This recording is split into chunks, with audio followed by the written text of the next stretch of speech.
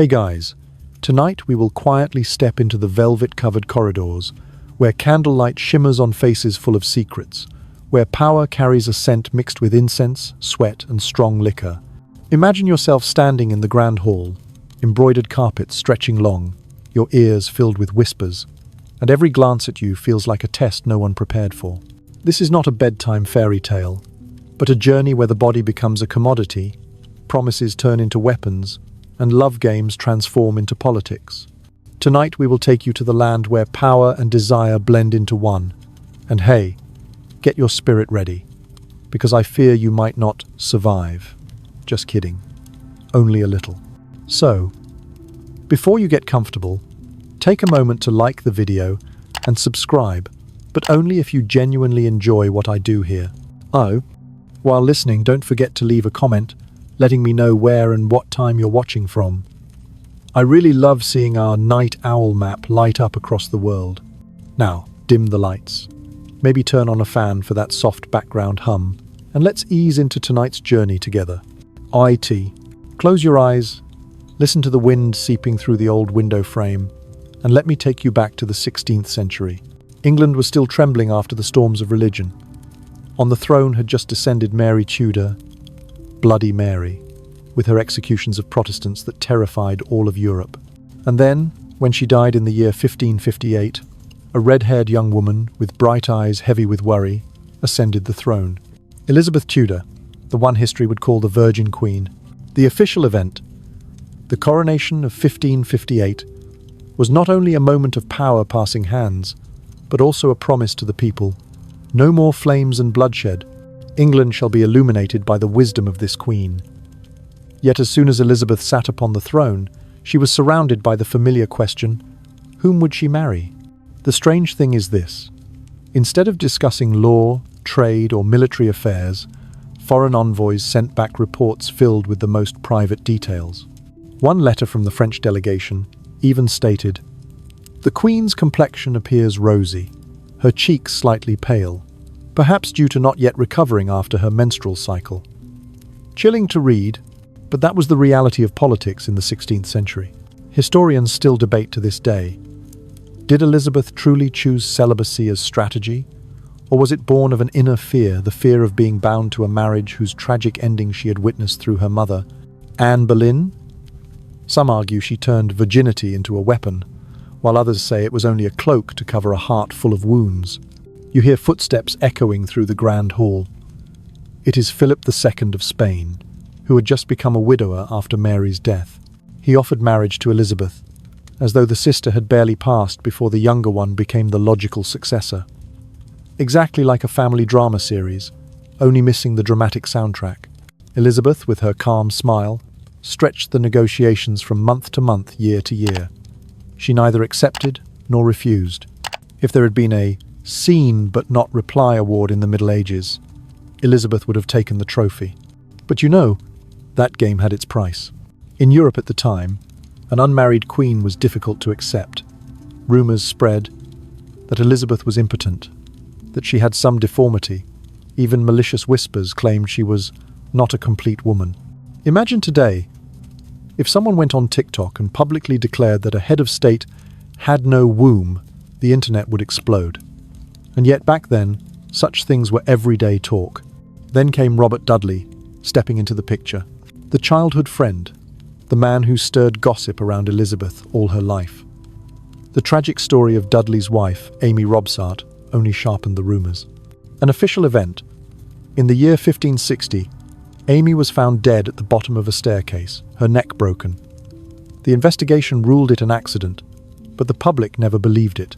They said, either Dudley had murdered her to marry Elizabeth, or Elizabeth herself had a hand in clearing the way for her lover. The strange thing is this: even Elizabeth's supporters whispered that surely there was something suspicious. Some even composed rhymes passed from tavern to tavern, drawing the Queen embracing Dudley, while Amy's ghost looked down from the staircase. Truly, private scandals spare no age. Historians still argue, was Amy's death only a tragic accident, or a calculated murder? No one has ever found clear evidence. But the outcome was plain. Elizabeth could not marry Dudley, yet she never let him go. A relationship suspended, just enough to keep people whispering for a lifetime. Take a deep breath and listen to the sound of a lute drifting in the wind from a courtly dance. Elizabeth is dancing with Francois, the young French duke. She called him "my frog," and all of Europe burst out laughing. A queen of 40, playfully teasing a youthful boy? Oh, you see, the idea of a cougar did not wait for Hollywood to be invented, but the official event was this. The marriage negotiations stretched from the year 1570 to as late as 1579. Elizabeth always left the door ajar, just enough for France to believe an alliance might happen, but in the end, nothing came of it. The strange thing is, even when Elizabeth was past 45, the French still sent envoys to see whether she was capable of bearing children. Imagine a diplomat in a silk cloak, entering Westminster simply to observe whether the Queen had gained new wrinkles. It was pure tragicomedy. Historians still argue, did Elizabeth truly wish to marry Francois, but was blocked by the English Parliament? Or was she merely playing a balancing act to keep France and Spain jealous of each other? There is no absolute answer. But one thing is certain. Elizabeth turned marriage into a political stage, where she was both leading actress and director. A light joke to help you sleep. If Instagram had existed back then, the account at Virgin Queen Drama Club would surely have had millions of followers, with a highlight reel called Suitors, full of princes who had been ghosted. You're still awake, aren't you? Let me whisper on, as if you were sitting in a cold stone chamber, candlelight trembling against tapestry-covered walls. Outside, the night wind sweeps across the castle towers, while inside, Queen Elizabeth resumes her familiar game, the marriage chessboard. By the year 1580, she was past 40, an age the people of that time considered the end for bearing heirs. Yet strangely, European envoys still crowded in, scrutinizing every frown, every strand of silver hair, to guess whether she might still bear a child. An official event, the marriage negotiations with Francois, Duke of Anjou, brother of the French king. Elizabeth welcomed him warmly, even allowing the Duke to address her with tender nicknames. Diplomatic reports recorded that she called him "my little frog." It sounded both comical and bitter, an entire powerful nation reduced to a frog hopping in the Queen's hand. What few know. At the English court, many officials truly feared Elizabeth marrying Anjou. They worried such an alliance would drag England into the quagmire of France's religious wars. So, while Elizabeth laughed with her frog, some in Parliament whispered, "If the Queen marries, her husband will wear her crown." What did it mean? It meant she would lose sovereignty. Historians to this day still debate. Was Elizabeth truly smitten with Anjou, the man nearly 20 years her junior, or was she only using him to balance power against Spain? Some scholars say she was genuinely enamored. Others insist it was merely a clever performance. The answer remains forever unclear. But one thing is certain. She turned love into a card on the great chessboard. Imagine this. At a banquet, Elizabeth raises her glass of red wine, her lips curving faintly as she glances at Anjou, then quietly shifts her gaze toward the Spanish envoys. It is not merely a flirtatious smile, but a political blade, sharp enough to make her enemies flush with anger.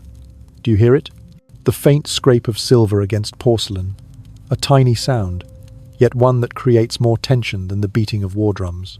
And a light joke to ease your breath. If Elizabeth lived today, the tabloids would scream with giant headlines. Queen of England dating younger man. Political alliance or real romance. It would shoot to the top of trending lists within hours. Let your mind drift now with the distant toll of church bells. While Elizabeth was playing her game of keeping distance with princes and dukes across Europe, in the north, another figure emerged, a dark mirror of her own image. Mary Stuart, Queen of Scotland. What made Mary different from Elizabeth? Simple. Mary never hid the fact that she was a woman defined by marriages. In 1558, when Elizabeth was only beginning her uncertain steps onto the throne, Mary was already the wife of Francois II of France. An official event. When Francois died young in 1560, Mary was widowed at just 18, returning to Scotland with a glittering crown and a giant shadow of rumour. People whispered that Mary was too beautiful, too alluring, that men around her could never keep their reason intact. The strange detail few recall. Letters from missionaries of the time wrote that Mary carried the scent of roses even as she stepped down from her horse, as though her very body exuded something divine. Romantic as it sounds, it only fanned the flames of gossip. People claimed Mary wielded beauty and fragrance as tools to manipulate men. Imagine it now.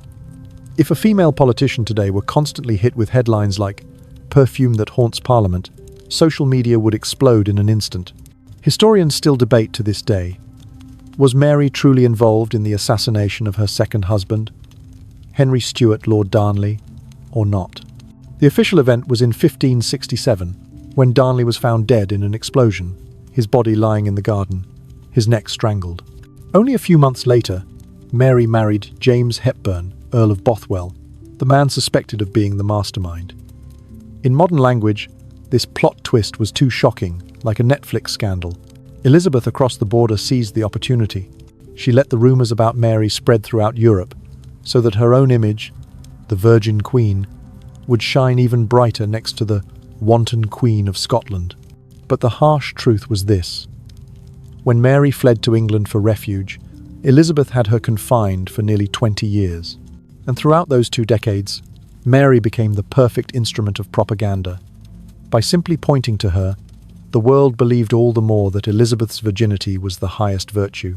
Close your eyes and picture the execution of Mary at Fotheringhay Castle in 1587. The black cloak was removed, revealing a blazing red gown beneath. The colour of blood, the colour of martyrdom, or the colour of sin, depending on how one sees it.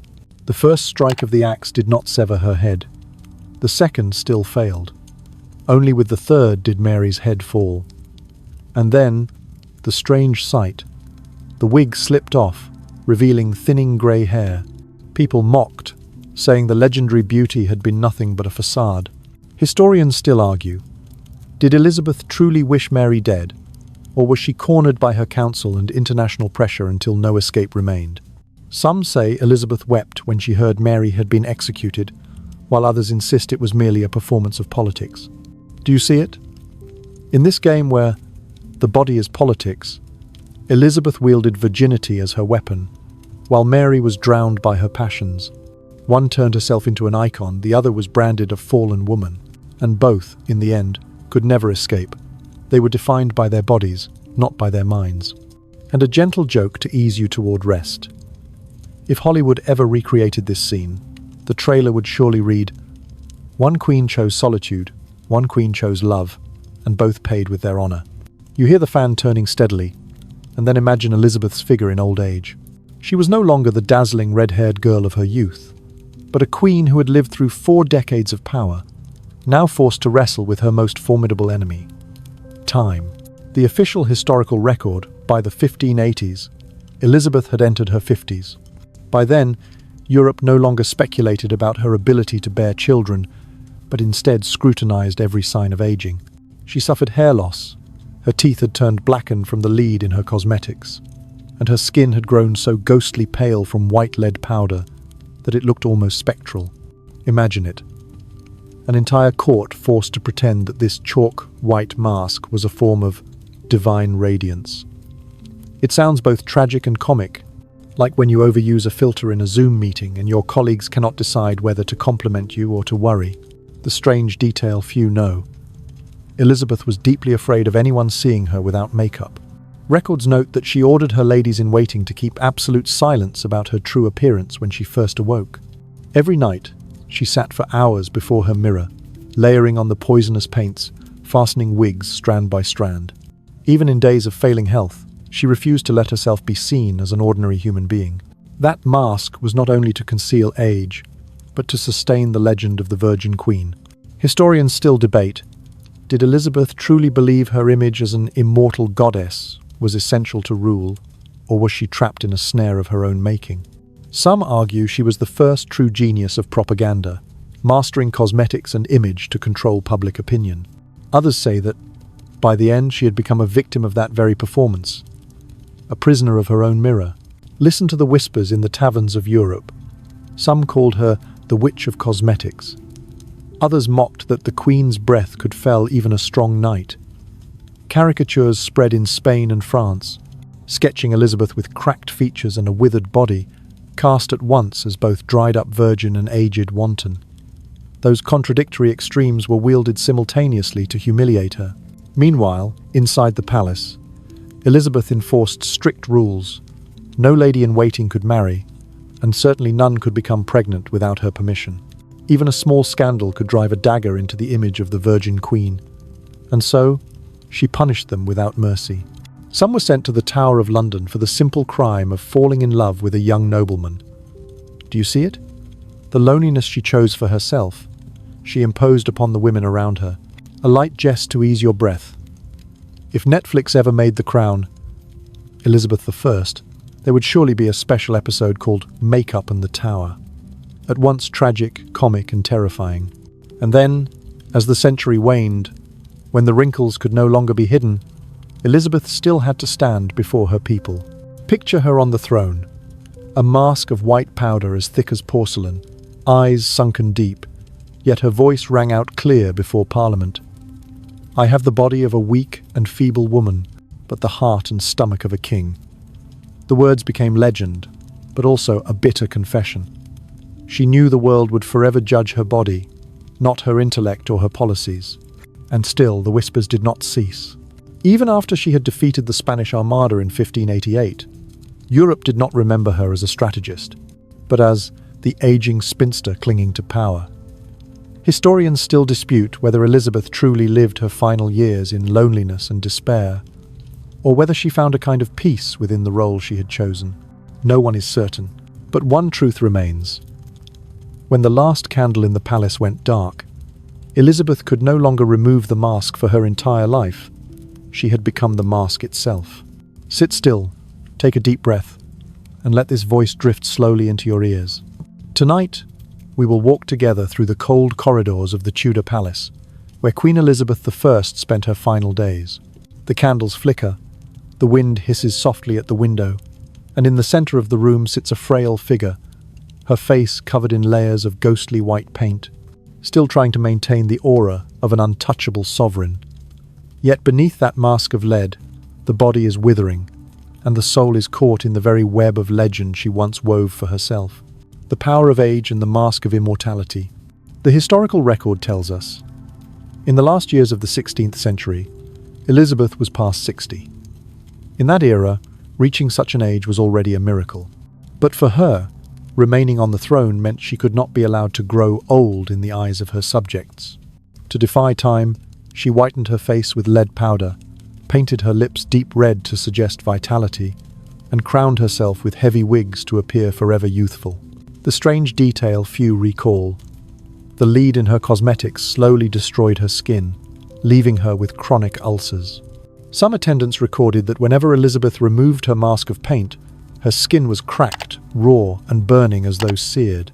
Yet instead of abandoning the practice, she applied more and more, as if that toxic powder had become the final armor guarding the myth of the Virgin Queen. Historians still argue, did Elizabeth understand the damage, or did she see it only as a necessary sacrifice to preserve her power? Some say she knew well, but had no other choice, for once the mask collapsed. So too with the legend she had built. Do you see it? Some masks are not worn to deceive others, but to conceal the deepest fears of the one who wears them. Death always before her eyes. Now imagine the room. Vast walls hung with heavy tapestries, yet the air heavy like a sick chamber. Elizabeth refused her bed, sitting instead on cushions with her back against the wall, as though afraid that closing her eyes would let death rush in. Her ladies begged her to eat, but she only shook her head. She had grown so thin that her courtly gown hung loose, her arms little more than skin and bone. An official event. In the winter of 1603, Elizabeth's strength drained until she could no longer speak much. Attendants described her sitting in silence for hours, her empty gaze fixed upon a candle flame. The world called it melancholy, the sorrow of her final days. Perhaps, after a lifetime of battling rumour, politics, and time itself, she no longer had the strength to speak. The strange detail few recall. The royal physicians once attempted to cure her by proposing to bore into her skull to release evil vapours. Fortunately, the plan was stopped. But the fact that it was ever suggested reveals something stark even as queen.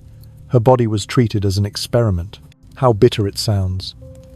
Supreme power could not shield her from the strange beliefs of medieval medicine. Historians still argue, was Elizabeth's long silence the mark of depression, of dementia, or simply exhaustion after 4 decades of rule? Some claim she fell into a state of refusing death, a final act of resistance. Others suggest it was a conscious choice, that she wished to let herself fade quietly, without allowing anyone to witness her collapse. The price of a legend. Listen to the wind howling beyond the window frame, like the whispers of old enemies. And you see, in her very final days, Elizabeth still could not escape the game she had played all her life. Her body remained an object of speculation. The historical record. When Elizabeth died in March 1603, courtiers still debated whether she had died in a state of virginity. Some even hoped death would expose the truth, that her corpse would reveal signs of love or passion. How cruel. Even when the soul had fled, her body was still treated as evidence to be inspected. The strange irony, after her death, Elizabeth was buried in the same tomb as her sister Mary Tudor at Westminster Abbey. The inscription reads, "Partners both in throne and grave. 2 sisters, one branded Bloody Mary. The other, the Virgin Queen, now lay together in a single grave." A bitter twist of history. 2 opposing emblems placed side by side, as though to remind the world that women's power was always confined within labels tied to their bodies. Historians continue to argue, where does Elizabeth's true legacy lie? In her religious settlement, in the defeat of the Armada, or only in the image of an untouchable virgin? Some say she was a political genius, the woman who kept England steady amid Europe's storms. Others insist all her achievements were overshadowed by the sexual obsessions the world projected onto her. And the paradox is this: Elizabeth herself wielded that image as a weapon, and in the end, it was that very weapon that imprisoned her. When the body no longer belongs to itself, imagine the funeral, a procession in black winding through the streets, the mournful sound of trumpets and crowds of people weeping. They wept for the loss of a queen who had been with them for nearly half a century. Yet among the sobs came the whispers. Was she truly a virgin? That question descended into the earth alongside her coffin. An official event. The throne did not pass to Elizabeth's own child, for she had no heir. Instead, it fell into the hands of James VI of Scotland, the son of Mary Stuart, the cousin Elizabeth had condemned to death. A cruel irony. After a lifetime of avoiding marriage and children to safeguard her crown, it ended up in the bloodline of her rival. The strange tale. Many in London believed that Mary's spirit laughed in the night wind as James entered the city to claim his crown. Folklore perhaps, but it revealed a truth. The memory of these 2 women remained forever intertwined, like 2 sides of the same coin. Historians still debate. If Elizabeth had married and borne children, could England have avoided later civil strife? Or was it precisely her solitary hold on the throne that created England's golden age? There is no final answer. But one certainty remains. The price of that choice was loneliness, present in every final breath of her life. Elizabeth I died in March 1603, at the age of 69. That was a rare lifespan for the 16th century. Yet the cause of her body's collapse lay in a habit that seemed harmless: cosmetics. She was famed for her porcelain, white face, crimson lips, and golden wigs. But to maintain that immortal image, Elizabeth had relied on makeup made of white lead, a poison that killed her slowly, 1 layer at a time. The strange detail few remember: the Venetian ceruse powder she favoured was made from lead, mixed with vinegar. Worn daily, the lead seeped through her skin, entered her blood, and caused hair loss, headaches, memory lapses, and bodily exhaustion. Records note that Elizabeth's teeth had darkened, her breath grew foul, and she often suffered such pain that sleep was nearly impossible. Yet still, she never appeared in public without her thick mask of white. That mask was not only to preserve beauty, but to protect the entire legend of the Virgin Queen. Historians still debate, did Elizabeth die from the poison of lead itself, or from a convergence of causes: age, weakness, melancholy? Some believe the cosmetics merely hastened her decline, making her age faster and her illnesses heavier. Others argue firmly that without those toxic powders, she might have lived many more years. Now picture her final days. Huddled in a cold chamber, her pallor no longer a symbol of majesty but of poisoning. Sunken eyes, hair nearly gone, save for a few artificial locks. She refused food, refused to lie down, sitting rigid like a statue, carrying an entire dynasty upon her shoulders. And in that posture, Elizabeth's body slowly faded, not under the blade of an enemy, but from the very powder she believed was her weapon to preserve the crown. A light jest to ease you toward rest. If today there were a column titled Death by Beauty, Elizabeth would surely be named the first influencer of the trend, skincare with lead, at once bitter and comic. And so it was. A queen who once defeated the Armada, who once bent Europe beneath her intellect, was at last conquered by her own mirror. Her death became a reminder that sometimes the armor we trust most is in truth the poison that destroys us. You're still here, aren't you? Then let me whisper on, so you can hear one more truth both absurd and unsettling about Elizabeth I. She almost never bathed. The official historical record, in the 16th century, regular bathing was uncommon. Europeans believed that water could open the pores and invite disease to enter. Instead of bathing, they wiped themselves with cloths soaked in wine or vinegar. Elizabeth was no exception. It is recorded that she once boasted to an attendant, "I need only bathe once a month, whether it is necessary or not." You may wrinkle your nose at that, but for the time, once a month was considered luxurious. The strange detail few recall. Rather than bathe, Elizabeth adored changing clothes several times a day. She owned hundreds of splendid gowns, each embroidered with gold and adorned with jewels. For her, putting on fresh garments and spraying perfume was a substitute for washing. Some ladies-in-waiting noted that even donning a new dress made Elizabeth feel purified. Imagine her today, she would likely be a loyal devotee of niche perfumes and dry shampoo. Historians still debate, was Elizabeth's infrequent bathing simply the custom of her age, or did she truly dislike water? Some suggest she carried an inherited aversion, for her mother, Anne Boleyn, was also said to have little fondness for bathing. Others counter that in her youth Elizabeth was known to bathe with scented water, only reducing the habit later in life due to poor health and old medical beliefs. Now picture her bedchamber. A vast room lit by candles, scented herbs smouldering, yet carrying the undertone of sweat and lead-based cosmetics. Servants had to spray fragrances constantly and hang lavender sachets around the canopy to mask the odors. One account even described the French ambassador growing dizzy after only a few minutes in her presence. If it happened today, someone would surely sneak onto Twitter to complain, "Queen's chamber equals scented spa plus unclean gym." And you see, this created another paradox. Elizabeth had to maintain the image of the Virgin Queen, pure, untouchable. Yet her body was anything but pure in the sense of hygiene. It was layered with toxic lead, heavy paint, overpowering perfumes, and seldom touched by clean water. A gentle jest to lull you towards sleep. If a soap company had existed to sponsor the court back then, Elizabeth would surely have been their star ambassador with the slogan, "One bath a month enough to make a queen immortal." The official historical record. Court accounts note that Elizabeth loved red meat, especially roasted beef and venison. Banquets at the palace were often heaped with platters of meat, cheese, and sweet pastries. Fruits and vegetables rarely appeared on her table, except for apples and raisins used mostly as decoration.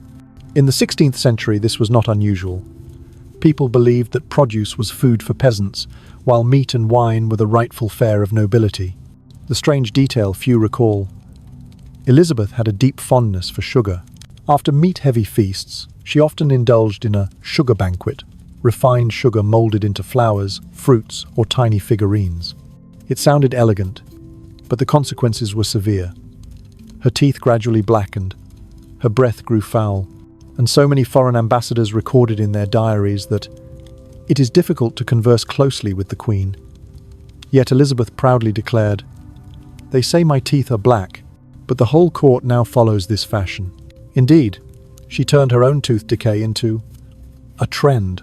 Historians still debate, did her diet of heavy meats, lack of vegetables, and addiction to sugar hasten her decline in later years? Some modern scholars argue she suffered from scurvy, a vitamin C deficiency, with symptoms such as bleeding gums and loose teeth. These symptoms align with descriptions of her darkened, foul-smelling mouth. But others reject this, insisting that the true culprit remained the lead poisoning from her cosmetics, with her diet only worsening the condition. A restless sleep in the candlelit chamber.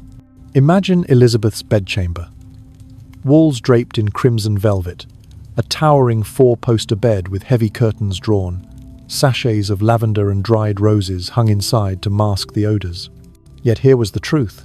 She often refused to sleep. Ladies-in-waiting recorded nights when she sat motionless on a chair for hours, eyes sunken, hands trembling faintly, but refusing to lie down. The official record. In her final months, Elizabeth would not take to her bed. She sat on cushions, back against the wall. When courtiers begged her to rest, she replied only, "If I lie down, I shall never rise again." And it proved true. The fear of death clung to her until her last breath. The strange detail few know. To fight exhaustion, she often burned perfumed candles mixed with ambergris, a costly substance taken from the stomach of the sperm whale. People believed it could purify the air. The scent was at once sweet and heavy, mingling with the smell of melting beeswax, of an unwashed body, creating an atmosphere uniquely Elizabethan. Foreign visitors wrote that the English court carried a peculiar odor, at once luxurious and suffocating. Historians still debate. Did Elizabeth truly suffer from chronic insomnia, or was her sleeplessness born of the melancholy of her final years, an unwillingness to release her grasp on the world? Some believe she had anxiety and power-haunted restlessness. Others suggest that after decades of toxic cosmetics and an unbalanced diet, her body was too frail to rest in any natural rhythm. Now hear the steady turn of a fan, and picture the aged queen, sitting amid flickering candlelight blackened teeth, face powdered white, eyes bloodshot from endless nights awake. Outside, the March wind swept across Westminster's roofs. She knew death was waiting, but she would not surrender. And in that desperate resistance, her body withered away. A gentle jest to ease you towards sleep. If today there were a feature called 10 Habits That Ruin Your Health, Elizabeth would certainly rank high sugar addiction, no bathing, lead-based cosmetics, and relentless insomnia. A queen of immense power, yet living like a YouTuber testing the limits of her own body for content. The wig and the secret beneath.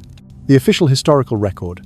In her later years, Elizabeth often appeared before her court with a mane of fiery red hair, bright and full as flame. But it was only a wig. After years of heavy lead powder and scented oils, her real hair had fallen out, leaving her scalp patchy. Instead of washing, she covered it with wigs made from horsehair or human hair. The strange detail few recall. Ladies-in-waiting wrote that Elizabeth's scalp was often damp with mildew and carried an unpleasant odor from trapped sweat. Terrified of water, she rarely washed. Instead, she had dried flower dust and sandalwood powder sprinkled directly onto her head, turning it into a kind of fragrant shield. Imagine it. Every time she sat upon the throne, a fine mist rose into the air, as though she were dusting the entire chamber in face powder. Historians still debate, did Elizabeth avoid washing her hair because of medical beliefs of the time, or simply from a dislike of water? Some argue she clung to the notion that water opens the pores and invites sickness. Others suggest the wig itself had become her emblem, and whatever hair lay hidden beneath no longer mattered. Whatever the cause, one fact endures. Her head scarcely touched water for many years. The price of perfume. Picture the courtiers kneeling before the throne, gazing up at the queen with her glorious red locks. They did not know, or pretended not to know, that beneath those wigs, her scalp had rotted with sweat and dust. To disguise the odor, Elizabeth always ordered lavender and cinnamon powders scattered around her. The air of the chamber was forever sweet and heavy, but stand too close, and it became suffocating. A Spanish ambassador once wrote in his diary that the air around the queen was like sitting inside a sealed censer, a gentle jest to ease you towards sleep. If Elizabeth lived today, she would surely be a VIP client of every dry shampoo brand, perhaps even starring in an advert with the slogan, "No wash needed, still master of the crown." A paradox of power. Elizabeth spent her life cultivating the image of the Virgin Queen, pure, untouchable, exalted. And yet, the paradox was this. Her body was anything but pure, in the ordinary sense. She seldom bathed, avoided washing her hair. Her teeth decayed. Her face was layered in toxic lead. Still, it was precisely this artificial facade that allowed her to maintain the legend. Her subjects looked upon her and saw not a frail woman, but an immortal goddess. Whatever lay beneath the wigs and powders remained forever hidden in the shadows of history. The official record: by March 1603, Elizabeth was too weakened to continue. She sat for hours upon cushions, her back against the wall, refusing to take to her bed. But curiously, in her chamber, every mirror had been veiled in black cloth. She no longer wished to see her true reflection. For a queen who had lived her life behind wigs and powders, the raw image in the glass was unbearable. The strange detail few recall. Ladies-in-waiting told how, whenever Elizabeth accidentally caught her reflection in polished silver or in water, she turned away at once, sometimes even breaking into tears. Her skin mottled from lead poisoning, her real hair sparse and damp, her teeth black and broken, her breath sour, all stood in stark opposition to the sculpted icon of the Virgin Queen she had created. Imagine it. A lifetime of curating a perfect portrait on a social stage, and suddenly the unfiltered image appears no filter, no retouching. For Elizabeth, that moment was 1,000 times more terrifying. Historians still argue. Did Elizabeth veil her mirrors out of depression, out of obsession with age, or simply as a courtly ritual to ward off evil omens? Some see it as a sign of psychological collapse, a refusal to face reality. Others insist she remained clear-minded, merely determined to preserve the Virgin Queen's myth from shattering in the eyes of her final attendants. When the body became a prison, do you hear it, the sound of candle wax dripping onto the stone floor, each drop counting down the final moments? Elizabeth sat there, unwashed, unfed, unmoving. The heavy wig dragged her head to one side, yet she kept it on, for it was the last crown that could shield the truth. Even when too weak to speak, she ordered her ladies to ensure her makeup did not smudge. The strange detail. Many recalled that though her body had wasted away when her voice did rise, it still thundered sharp and commanding, enough to silence the entire room. As if power no longer resided in flesh, but in the will honed by 4 decades of rule. And yet, once her voice fell silent, there remained only a decaying body and hollow eyes. Historians still debate. In those final days, did Elizabeth remain aware she was the queen of an expanding empire, or was she consumed by obsession with the image she had built? Some scholars say she stayed lucid, still calculating succession.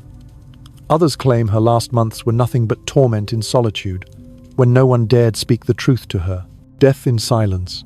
And so, on a cold March morning, Elizabeth tilted her head, closed her eyes, and never opened them again. She died in silence, no last words, no confession, no secret revealed. All the questions of her life: was she truly a virgin? Did she love Dudley? Had she ever yielded her heart? All were carried with her into the grave. A gentle jest to ease you toward rest. If today there were a program called Secrets Beneath Royal Coffins, the episode on Elizabeth would surely end with, result: still no one knows. And that is the truth. Even death revealed nothing of the mystery that Europe had pondered for a lifetime. The funeral of a legend. The official record: on the 28th of April, 1603, Elizabeth's funeral was held in London. The procession stretched for miles. Crowds pressed along the streets, mourning the Queen who had sat on the throne for nearly half a century. Her coffin was draped in black velvet, and on top rested a wax effigy of Elizabeth, dressed in white, with red wig and golden crown. It looked splendid, yet it was a tragedy. The people were not allowed to see her true body, only a waxen Elizabeth that upheld the Virgin Queen myth even in death. The strange tale. It was said that the black horse drawing the hearse reared and neighed loudly as it passed through the streets, sending fear through the crowd. Many took it as an omen that England was stepping into a new age, no longer shielded by the Virgin Queen. In folk whispers, some claimed Elizabeth's ghost watched her own funeral from a tower window. Legend or not, it revealed the people's obsession. Elizabeth had become the very spirit of the nation, and her death left behind an immense void. Historians still debate. Did the people mourn because they truly loved Elizabeth, or because they feared the prospect of a new king, a man, a foreigner, James VI of Scotland, taking her place. Some scholars affirm that the people's affection was genuine, for she had brought stability after decades of turmoil. Others argue that the crowded funeral was a mixture of grief, curiosity, and anxiety for the uncertain future. James VI, the unexpected heir. Listen to the sound of hooves from the north. It is James VI of Scotland, the son of Mary Stuart, the cousin Elizabeth herself had signed into execution. The irony of history lies here. Elizabeth clung to the throne her entire life, refusing marriage, refusing children to protect her sovereignty. And yet, in the end, the crown passed into the bloodline of her rival. The official record: immediately after Elizabeth's death, her councillors swiftly proclaimed James VI as James I of England, ushering in the era of the Union of the Crowns, Scotland and England united under one monarch. This was the first step toward the eventual creation of the United Kingdom. Thus, in Elizabeth's death, a new age began. The strange detail few recall. From childhood, James had heard the story of his mother Mary Stuart imprisoned and executed by Elizabeth. Yet when he ascended the throne, he sought no revenge. Instead, he emphasized kinship, calling Elizabeth the great mother of the nation.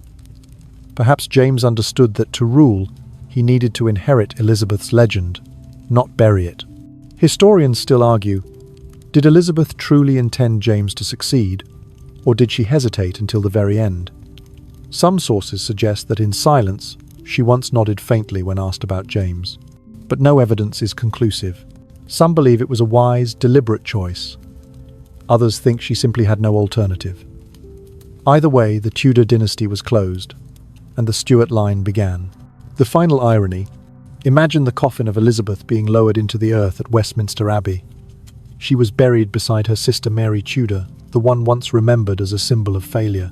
Upon the tomb was carved the words, "Partners both in throne and grave." Two women, one called Bloody Mary, the other the Virgin Queen, now lay together.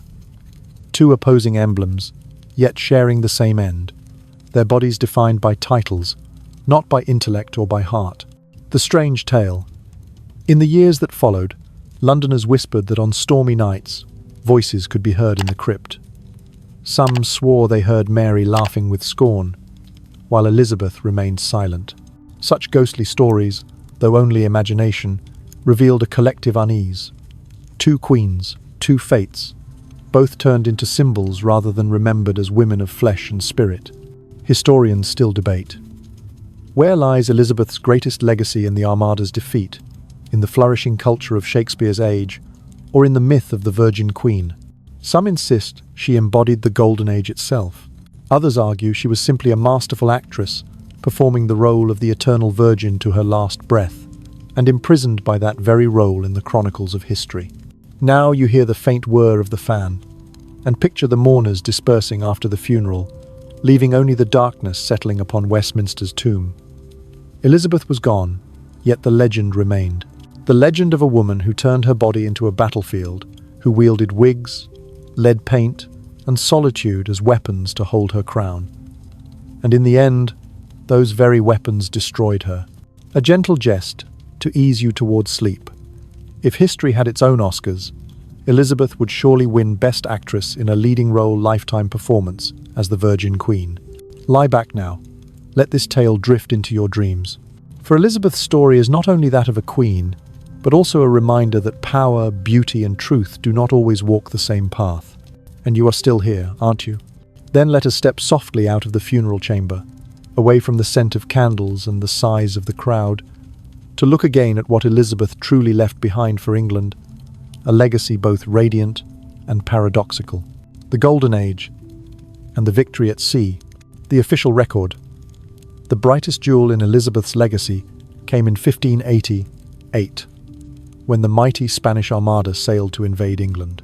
Elizabeth, though already past 50, rode out to Dover in silver armour and declared, "I have the body of a weak and feeble woman, but the heart and stomach of a king."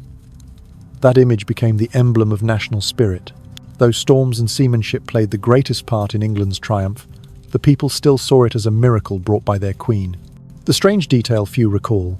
After the victory, folklore spread that Elizabeth was blessed by heaven because she had remained a virgin. Ballads were sung praising that England is kept pure, for the Queen belongs to no man. At once innocent and bitter, her body, once more, was dragged forth as proof of naval might. Historians still debate, was the Armada's defeat truly the decisive turning point that made England a sea power, or merely a psychological victory? Some argue it was the birth of Britain's naval empire. Others stress that Spain had already weakened itself through endless wars, and England simply reaped fortune. Either way, the victory etched Elizabeth's name into history, culture, and the age of Shakespeare. Now hear the rustle of paper, the blot of ink upon parchment, the musty fragrance of freshly printed books. This was the less dramatic but more enduring part of Elizabeth's legacy, her age of culture. It was the time when Shakespeare wrote his immortal plays Hamlet, Romeo and Juliet, Macbeth. It was the age when explorers like Francis Drake and Walter Raleigh returned with stories from the New World. The strange detail few know: Elizabeth adored the theatre, yet she never sat in public audiences. Instead, she had stages built within her palaces, where actors performed solely for her and her courtiers. It is said that on some days she laughed aloud at a comic scene, only to compose her face instantly when foreign envoys entered. Much like watching a light-hearted TikTok, then quickly switching to a work screen as your boss steps into the room. Historians still argue, did Elizabeth truly drive the English Renaissance? Or did she simply reign at the moment culture burst forth? Some call her a great patron, crediting her with protecting artists and granting them freedom. Others believe Shakespeare and his peers would have written regardless of who ruled. But one truth cannot be denied. The world still names it the Elizabethan Age. Meister, an empire in its shell, the official record. Under Elizabeth, England began sowing the seeds of colonial ambition. Voyages to the Americas, though at first little more than raids on Spanish treasure, laid the path towards settlement. Virginia, the first colony, was even named to honor the Virgin Queen. The strange detail: explorers reported presenting Elizabeth with the first potatoes from the New World. One tale claims she tasted them, found the flavor odd, and set them aside. Who could have guessed that centuries later, potatoes would become a national staple of England? How ironic.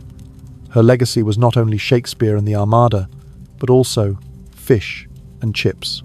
Historians still debate, did Elizabeth truly care about building colonies, or did she simply use the explorers to harass Spain? Some say she never envisioned a future British Empire. Others insist her patronage of such voyages indirectly gave birth to it. The paradox of women and power. Take a slow breath and feel the musty scent of the old Parliament chamber. Elizabeth ruled in a society that saw women as instruments of reproduction. She refused that role, and through sheer resolve, she proved that a woman could govern as a king. The strange detail few recall: she often signed her name as Elizabeth R. Standing for Regina, Queen. But at times on important documents, she signed Elizabeth R. with Rex, King, in mind. She declared herself both king and queen, as if saying, if necessary, I am a man. Historians still debate. Was Elizabeth a pioneer paving the way for women's rights, or merely a singular exception in a system that continued to oppress women? Some see her as an icon who shattered boundaries. Others argue that her obsession with virginity, imposed upon herself and her ladies, shows she was also trapped within the very framework she resisted. Yet one certainty remains: she forever changed how the world perceived women in power. A long shadow, and the irony of fate. Now imagine footsteps echoing in Westminster Abbey. The Tudor throne ended with Elizabeth's death, but her shadow stretched far into the 17th century. The people remembered the Virgin Queen as a symbol of stability, yet generations after could not stop debating whether she was truly virgin at all. The strange tale: centuries after her death, folklore still spun stories of a secret child between Elizabeth and Robert Dudley. Some even claim descent from them. No proof exists, yet the rumor lived on as persistent as today's celebrity scandals. Historians still debate. What is Elizabeth's true legacy? Was it economic prosperity, naval triumphs, the culture of Shakespeare? Or was it the myth of the Virgin Queen, the myth that turned her into an icon, yet stripped away her human self? The answer likely lies somewhere in between. Elizabeth could not escape the legend, but that very legend made her immortal in the memory of humankind. You hear the soft wind through the curtains, and let this voice draw to a close. Elizabeth left the world not only politics and culture, but also a lesson about the price of power. She won the game of the throne, but lost the battle with her own body. And when the candles burned out, there remained only a name: Virgin Queen, at once glorious and tragic. A gentle jest to make you smile before sleep. If Elizabeth had a social media account today, her bio would surely read, single, ruling a kingdom, married to England. Now close your eyes and let Elizabeth's story lull you into rest. For sometimes, the greatest legacy of a person is not the truth itself, but the story the world chooses to remember them by.